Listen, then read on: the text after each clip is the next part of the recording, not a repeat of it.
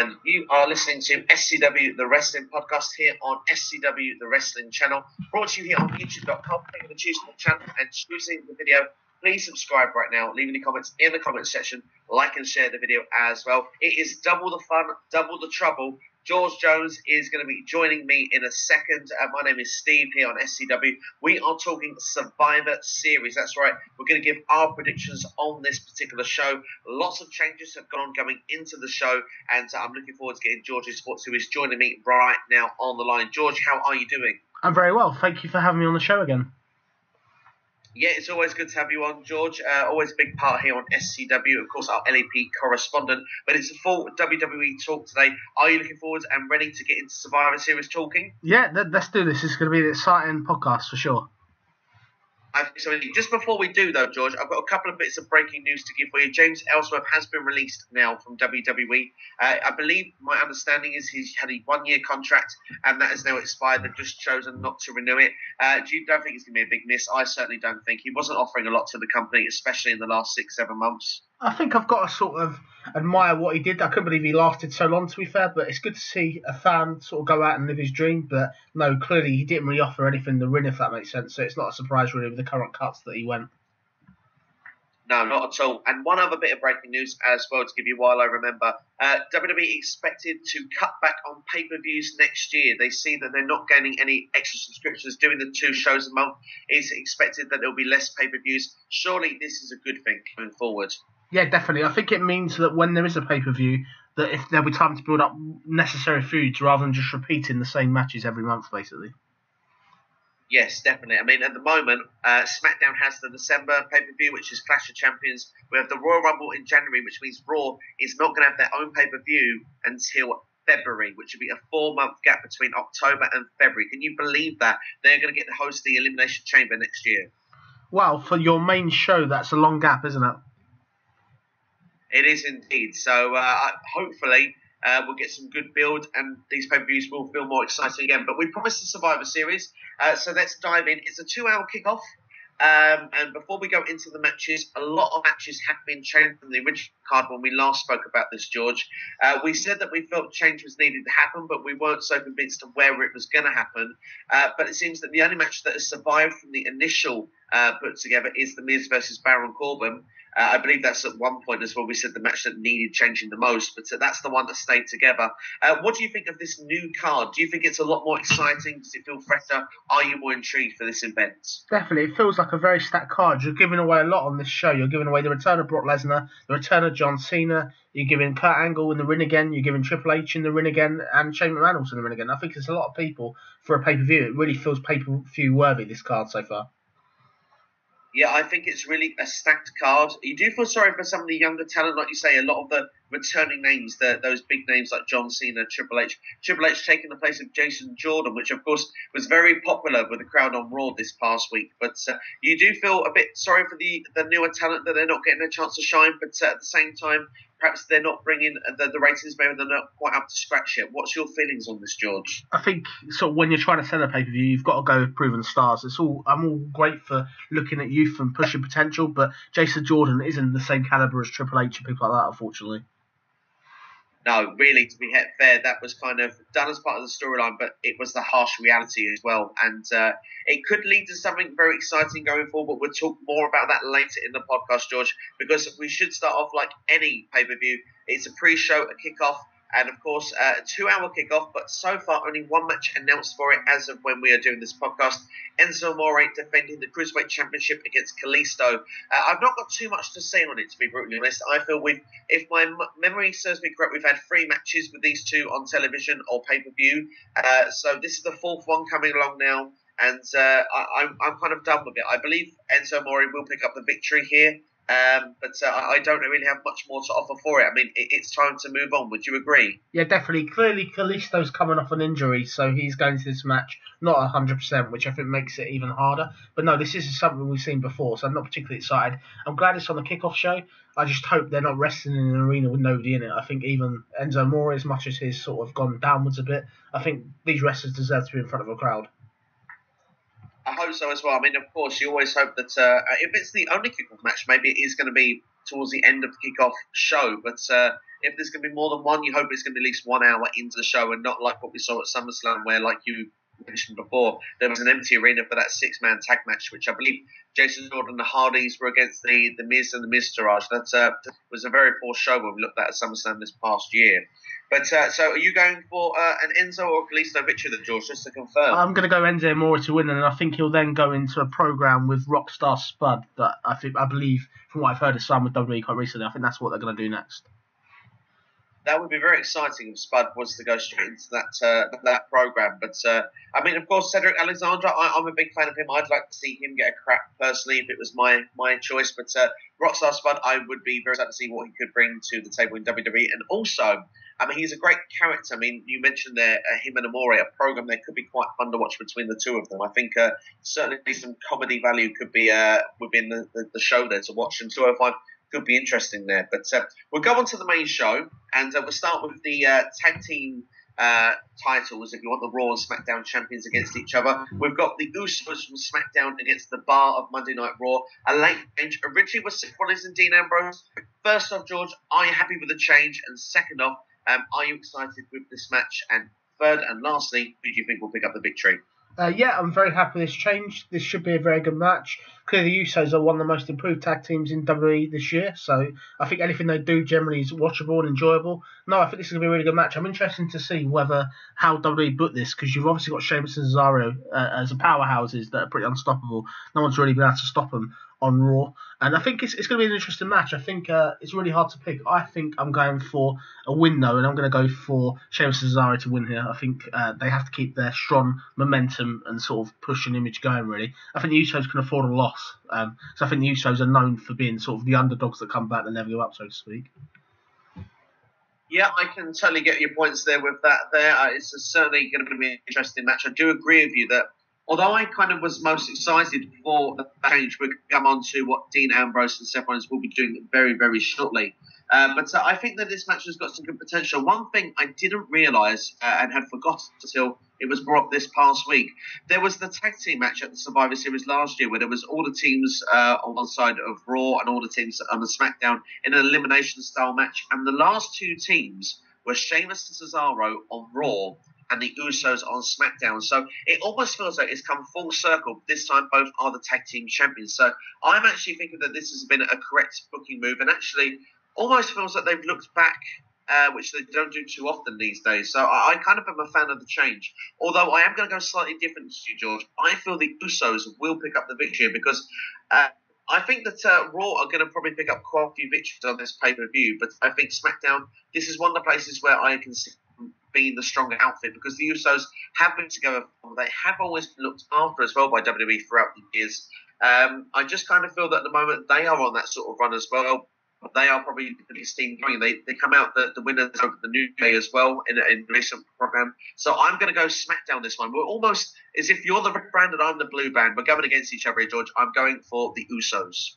Okay. So we'll next look at what will be instead of for Dean Ambrose and Seth Rollins. Of course, Roman Reigns is back. The Shield are going to be the original Shield. If you listen to all this, there have been so many people replacing Roman Reigns in recent. They now have to say it's the original Shield. How dumb is that? Anyway, the Shield will be taking on the New Day. This is definitely an exciting 6-man tag team match. I think that this has got a lot of potential on the show. It's good that they found a way to put the New Day in the show, as they were part of the big sort of Under Siege that started the rivalry between SmackDown when they invaded Raw at the start of the month or the start of the after the last pay-per-view. So for me, I'm really grateful this match has been put together, and it's got a lot of potential. George, I'd love to know your thoughts right now of the Shield versus the New Day. I think this would be a good match on paper. I wasn't particularly happy with the way that this was pretty much inadvertently leaked by WWE. I don't know if have you heard the story about this, Steve? This week, just before we go into my thoughts. No. So sorry, go on. I was just saying, just enlighten us, because I'm sure there are some out there that don't. Okay, so there was a leak from a pay-per-view company where they were showing basically this match, like the graphic of this match in WWE style. So people obviously were aware, like I was aware last week, that this match was going to happen. It's pretty careless, really, but I am looking forward to seeing this match. The only thing I would question, I think the Shield are in a much better league than than the New Day. The New Day are coming off a loss at Hell in a Cell. I don't think the New Day are even in the same division as the Shield. I just don't see it as an even fight, really. Even if there's 3 versus 3, you look at the main person in this match that probably will decide the match. It's Roman Reigns. Roman Reigns is still going to be on a massive push. I think they want to push him as a face. I think they want to try and put the New Day over as heels in this match. But for me, I think the Shield are going over. I think Roman Reigns will get the win, and I just hope it's a good match. I really hope that they don't bury the New Day here. Yeah, I hope there's not a burial. I would agree with that. And did you notice on Raw this past week, Roman Reigns, when he was on mic and actually came through the crowd, he was cheered. So in a long time since we see a big pop for Roman Reigns like we see this past week on Raw, he did get a lot of positive reaction from the crowd. It's going to be interesting. I do agree with you that there is a potential that the Shield, they are the strongest guys here. I found it quite interesting that the New Day said the amount of championships the two sides had. I can't remember the Shields. I believe it was 13 title reigns, and the New Day have 27 apparently. But Xavier and Big E both said that most of them were Kofi Kingston. He's that good apparently. But I totally agree with you on this one, George. I can only see the Shield picking up the victory here. It makes so I like the way it was put together. I like the way that the New Day almost cost the Shield the tag team titles are all with their sort of mini siege. And for me as well, it kind of it felt like from that moment you knew that match was going to be put together. So, it's nice to see that it has been put together, and I think the Shield have to pick up the victory here. So, are we on the same brand for this one? 100%. I think the thing is, what I would say on a positive, it's always good to see the Shield in the ring together. Whenever they're together, they always put on fantastic matches. This would definitely be a good match on Sunday. Clearly, the New Day can deliver a good match as well. I just hope it's given time, really. Yeah, I hope it's given time as well. And I think this is expected to be a 4-hour show, this part of the show. So I'm expecting that this will be given sufficient time compared to maybe some of the other matches on the card. Next, we'll look at the Intercontinental Champion versus the United States Champion, The Miz versus Baron Corbin, the only match to survive from the original card that was named. A lot of social media backwards and forwards of promos, if you want, between the two of them. How do we see this going down? Is there any excitement for this match from you, George, from the work they have put in with each other? I think it's hard. I really like The Miz, and whatever The Miz does, I think is always entertaining. I just think that Baron Corbin is very one-dimensional, although he's on a massive push on SmackDown. For me, it's two massive heels that the crowd hate. It's really hard to predict which way it's going. For me, I think there's far more stock in The Miz, so I would love to see The Miz go over here, but I don't see how they could put The Miz winning, because I think Baron Corbin's such a powerhouse. This is one of them matches where you need a DQ finish for me. I think I would have it that sort of Baron Corbin might win by DQ or something, but I would like to see The Miz win. I'll put my money on it. I'm going to say Miz, but I think it'll be DQ. You know, I find it very interesting you said that, because I actually feel as well that there could be some sort of false finish here. It doesn't scream like a match where you're going to get that clean finish. Like you said, the Miz Taraj could come and interfere. But I believe that Baron Corbin will be the guy that will go over here, and I'm going to go for a counter, just simply because what better way to say that you don't care about your own brand than to walk out on a match. So I feel that Baron Corbin will be the guy. I'm going to go for blue there. So just to confirm that your prediction there, George, The Miz or Baron Corbin? Mine will be The Miz. And just to ask you, Steve, I'm going to ask something before I go back to your prediction. What do you make of them sort of risking title versus title? Obviously non-titles. It's very hard to put this type of match about damaging the other brand's belt, isn't it? Yeah, it is. It's very damaging, particularly when it comes to the Universal and the WWE Champion. It's very almost a no-no, really, because you are saying that one brand is better than the other by putting somebody over. The only way that they can do this creditably, and it sounds stupid because it probably will be the way WWE does it, but is to kind of share out the victories with the champions. It's the only way that it's going to work. So I'm hoping that this is where they're going to give SmackDown some victories, because I can't see in a lot of places the card where SmackDown is going to come on top. So I've gone with the Usos. I said that the New Day would lose. So for me, it's got to be a Baron Corbin victory here. So I'm going to go for him to get the count-out victory, or perhaps maybe even a DQ. I agree with you, though. It will definitely be a false finish. Should we next look then at the Raw Women's Champion and the SmackDown Women's Champion? A late change for this one. Alexa Bliss representing Raw versus Charlotte Flair representing SmackDown. Easily the match we'd prefer to see over Alexa Bliss versus Natalya. I'm sure you would agree with that, George. But the one thing I have a slight problem with this is it's just been announced officially in the last couple of days, and with not many money matches left within the WWE Women's division right now. does it seem a little bit of a throwaway that we've got no build for Alexa Bliss versus Charlotte Flair? Definitely, I think what they're doing, WWE are capitalising on the Ric Flair documentary, the whole Ric Flair feel good thing that's going on at the moment, and I think it's great to see Charlotte versus Alexa Bliss, but this is one dream match that I think could have been saved for WrestleMania. I think it's got that worthy feel to it, so to speak. Yeah, I agree. I mean, I think there are other plans set for both of them at WrestleMania, which is probably why they've done it now. But even when you have the draft or the superstar shake-up, as they like to call it, I mean, next year you could have had them on the same brand, could have had a proper program and stuff, and it feels now we've got one throwaway match. So it's very interesting to see why it's been done like this. But of course, the rumor suggested that Vince McMahon was not happy with the card that was there presented originally. You look at the likes of Jinder Mahal, which I assume we will talk about very shortly as well. Having his title taken away from him, Natalya the same. Do you feel that these changes should have been seen a lot sooner? The original card wasn't going to work. Kinda, but then I look at it like this. These type of changes are stuff that's going down on SmackDown and Raw. It makes it exciting to watch the show again because you never used to get title changes on just TV shows. So it's nice to know you can still get that, and I think it's refreshing. Clearly, I think this should be a good match. I'm really looking forward to seeing how this goes. I do have an idea of the way I think the match will go.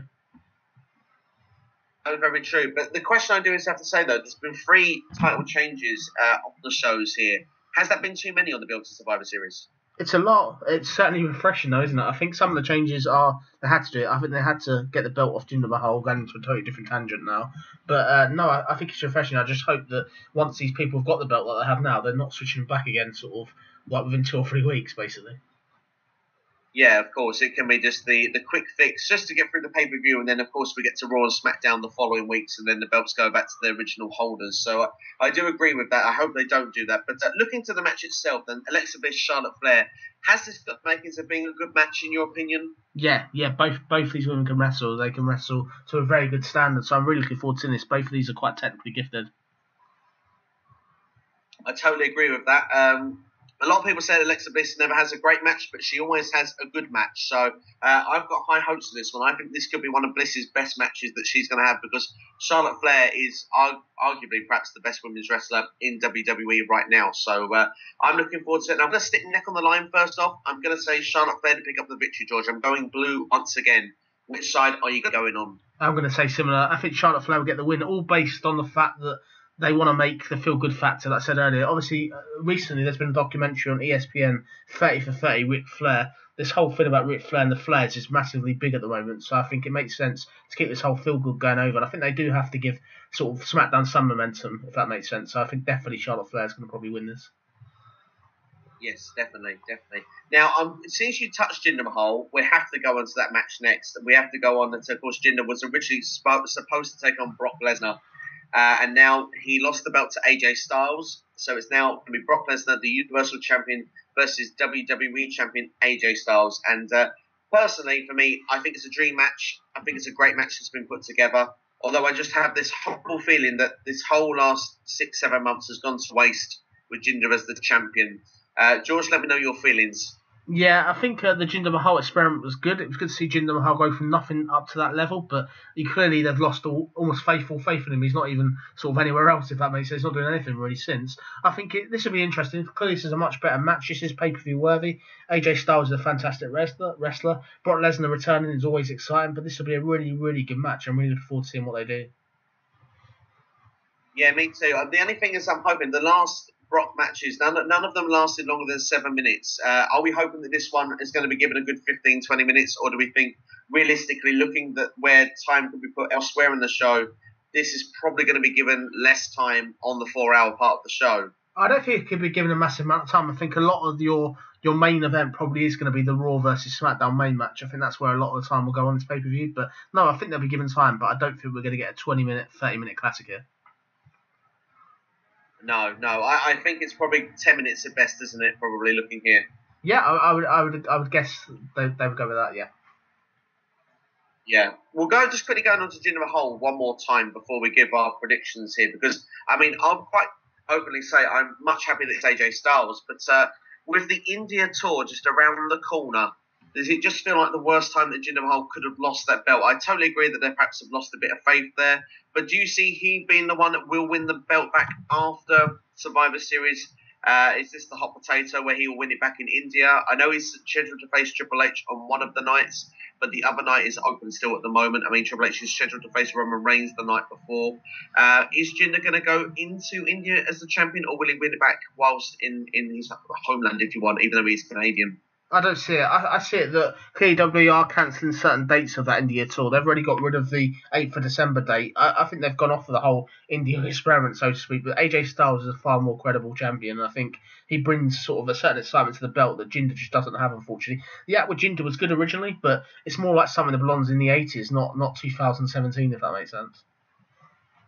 No, I do agree. Some of the promos have been quite painful to watch, so I do agree with that. But I still feel that Mahal will win the belt back after Survivor Series. But that's not technically what we're here to do right now. So look at this match itself, Brock Lesnar versus AJ Styles.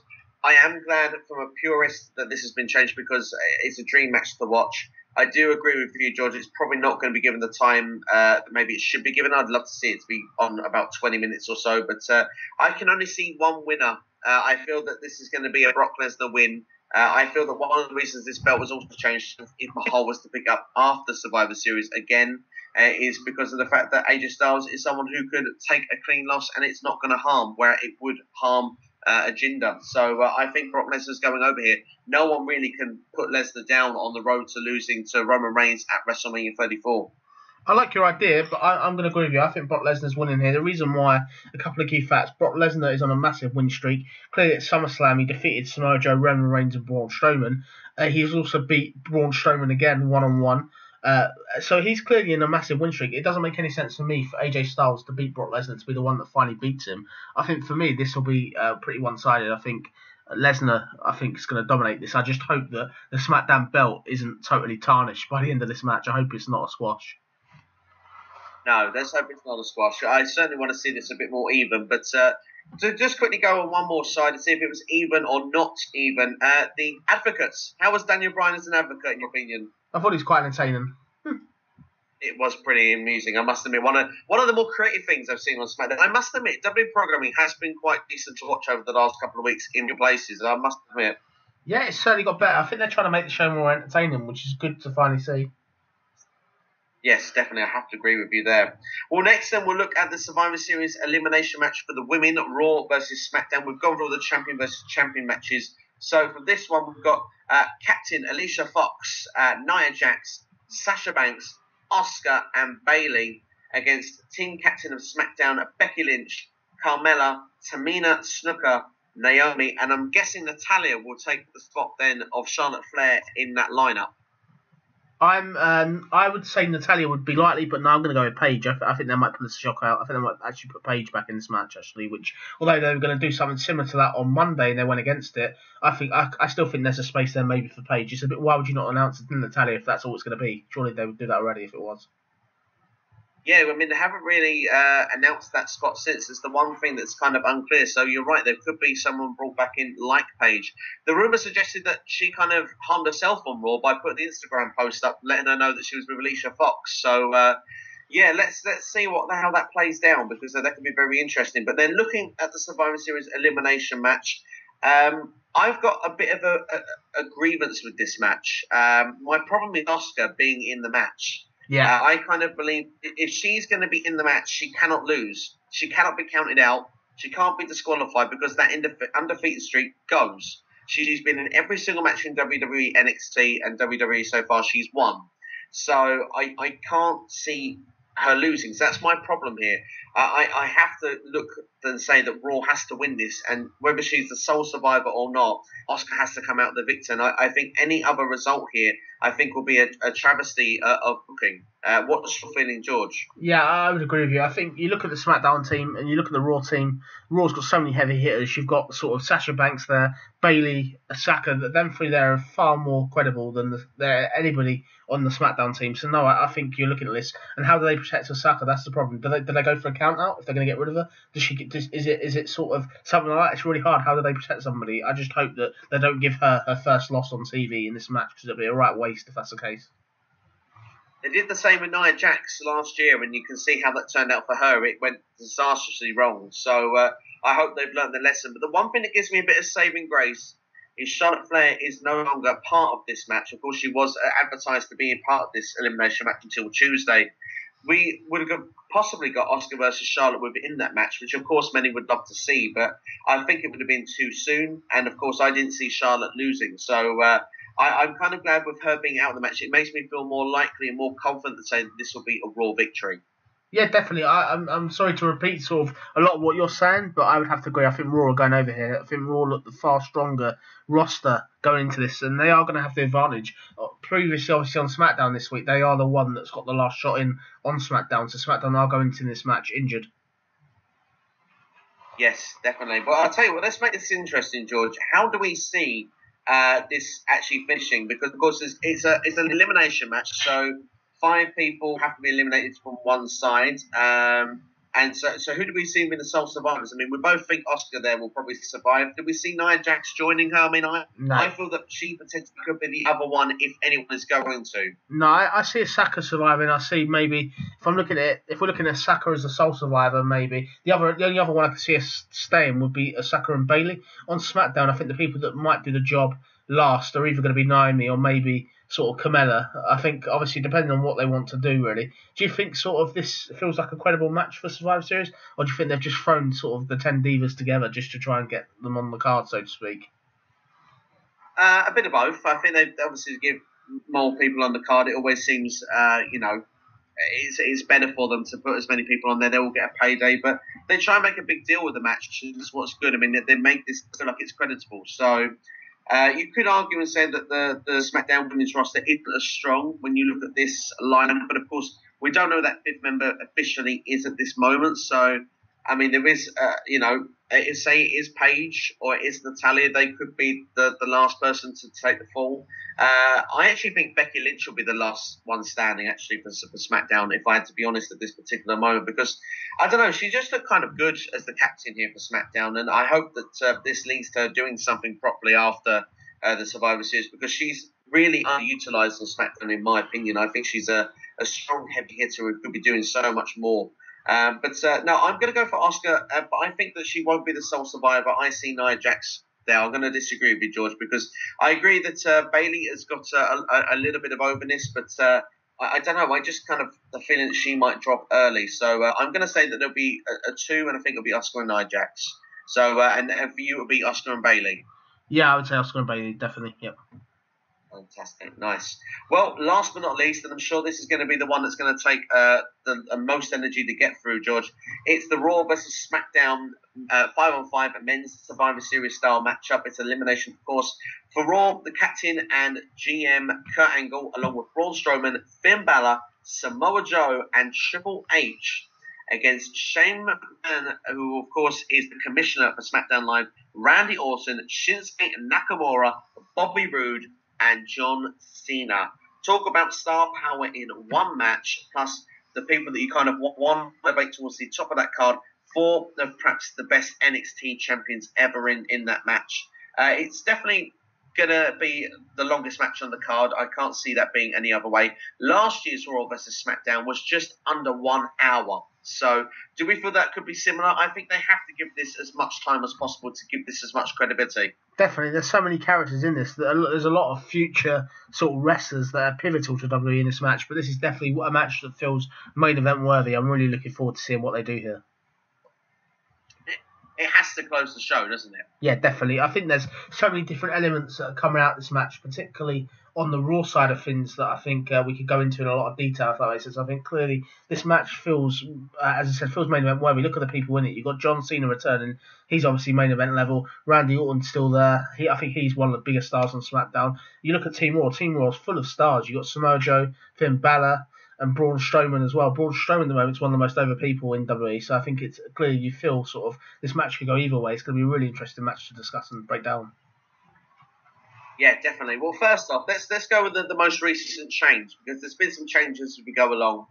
Jason Jordan was supposed to be in the match and was taken out of the match, and apparently this was such a booking decision decided over the last weekend. Jason himself didn't really find out the real Jason Jordan until Sunday that he was not going to be in this match.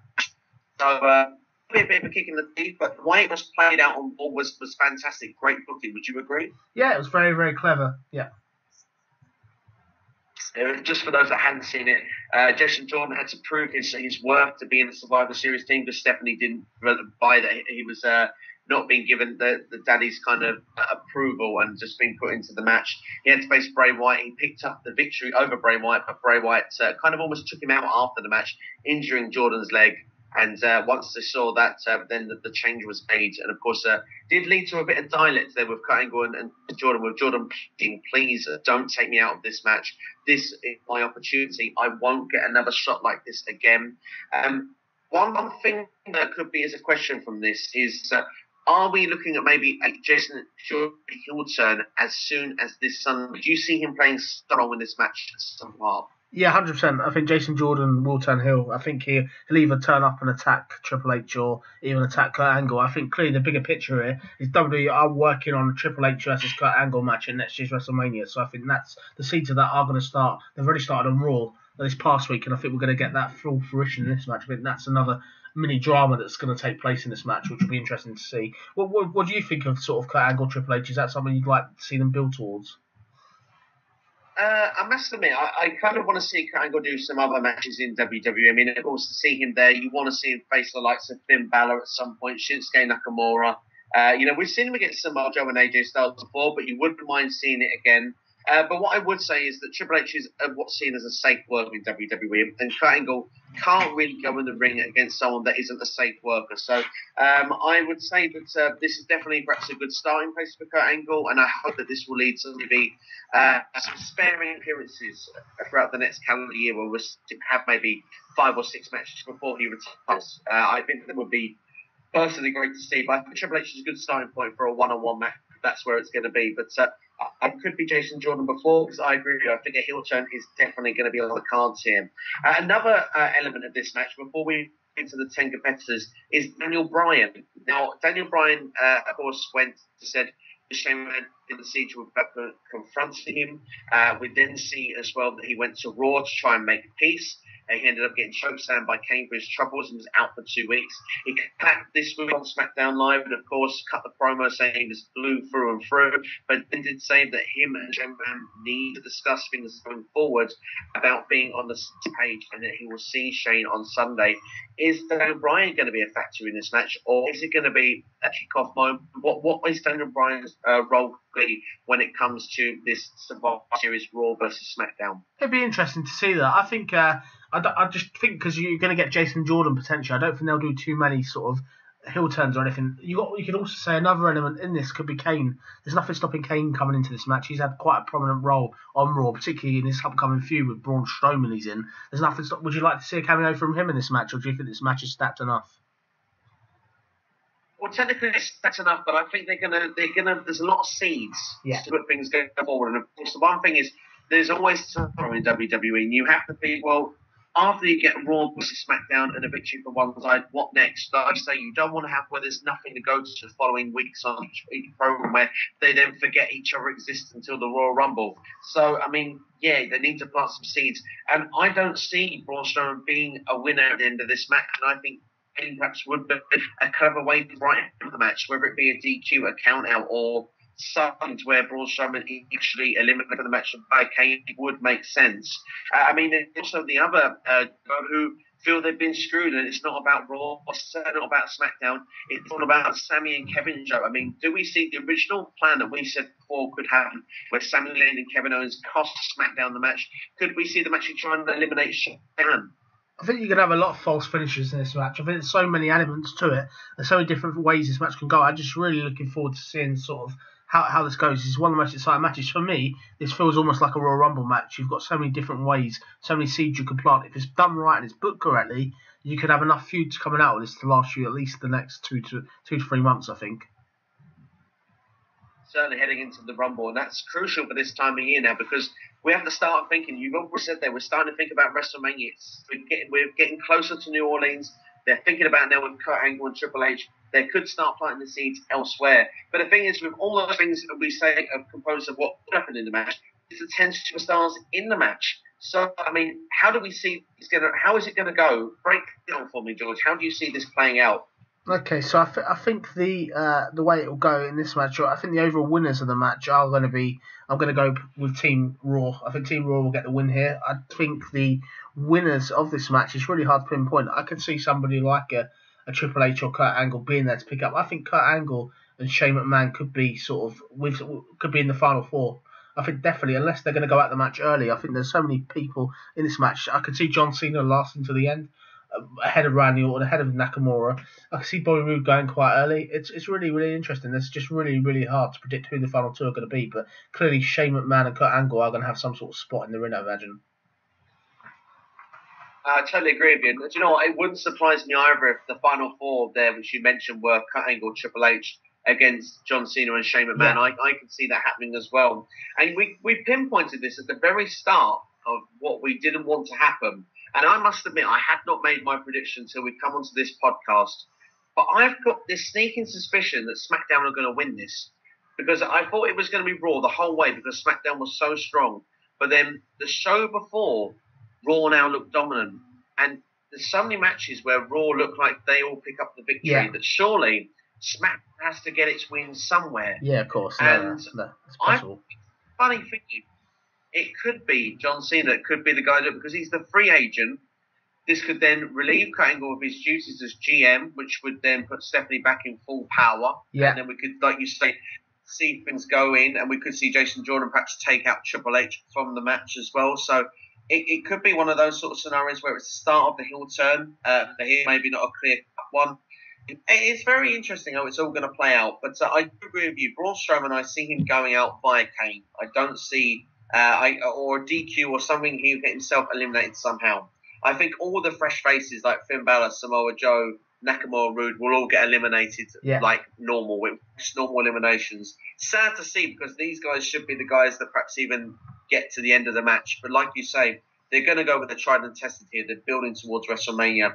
And if John Cena wants to go for the SmackDown Championship at WrestleMania 34, then this puts a good stake of him getting that spot right now. And perhaps he wouldn't even have to win the Royal Rumble match if he was to win this match here for SmackDown Live. No, definitely. I think that's a really good way of looking at it. I think another interesting element is, are we going to have any dissension or any uncohesion between the heels and the faces in this match? That's going to be a massive thing. I could see certain people, particularly on the heel side, heel members of certain teams just walking off and leaving the members just to get on with it, if that makes sense. I think it'll be definitely interesting, but the problem is on the Raw side, you're looking at whoever gets pinned. How do you protect them if they get pinned? And if you see people like Bobby Roode, Nakamura, Randy Orton, if any of them get pinned, I don't really sort of feel that you have to be protected. Whereas you look at Braun Strowman, you look at sort of Samoa Joe maybe, and you look at sort of Finn Balor in certain respects, I think they far need to be protected more than some of the other people on SmackDown. Definitely. I mean, would you see that, you mentioned about people turning on each other.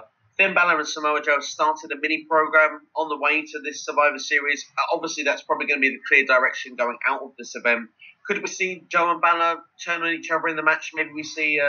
I believe the Muscle Buster isn't allowed anymore in WWE, but some form where Joe turns on Balor in the match to eliminate Balor? Potentially. I think we've got to look at the bigger picture as well, Stephen. Another thing that is probably going to happen eventually, we are looking at sort of Finn Balor maybe being the next person that challenges Brock Lesnar. So Finn Balor in this match is going to have to be strong. If he's going on to a title challenge next, he has to come out of this match with credibility. I think it's definitely interesting.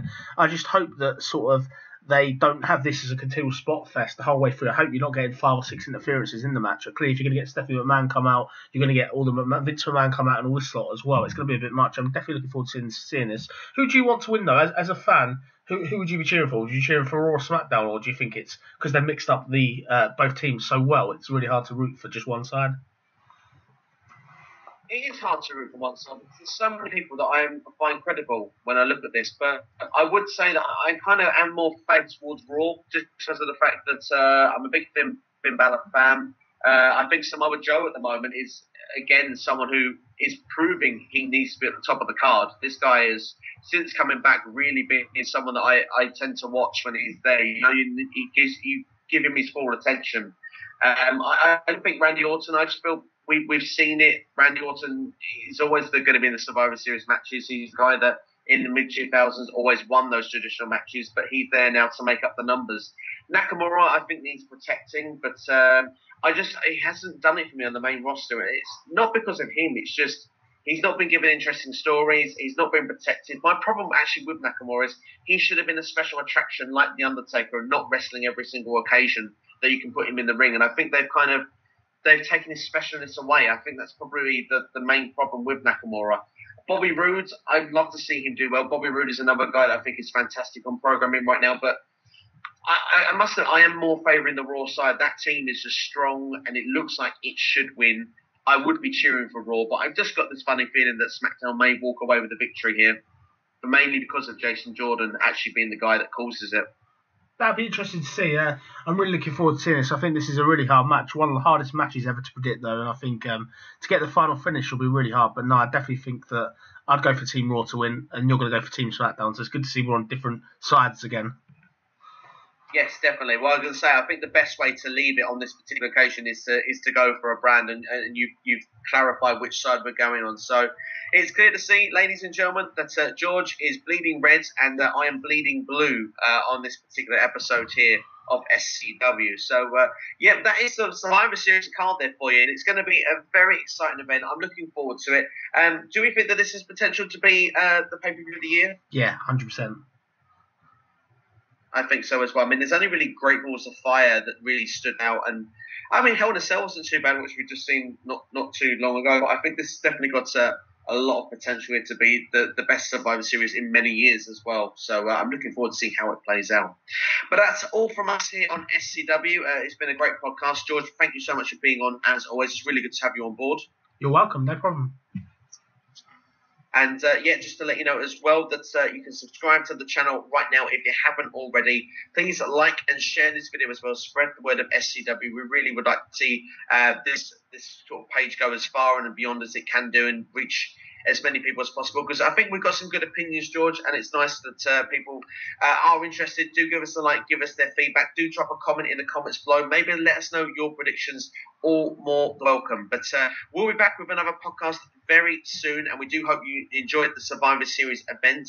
And as always, thank you from us all at SCW, and do keep an eye as well, because there will be NXT TakeOver War Games predictions coming this week, and we will also speak with James, Ricky, and Scott, and we will get Team SCW predictions video as well going together. We'll give you our picks going in, and me and George will get to the nitty-gritty. We will give you official Raw, SmackDown, which people will be winning on that side. So that's all from us. Thank you for watching, and this is SCW, the Wrestling Podcast, here on SCW, the Wrestling Channel, here on YouTube.com. Take care.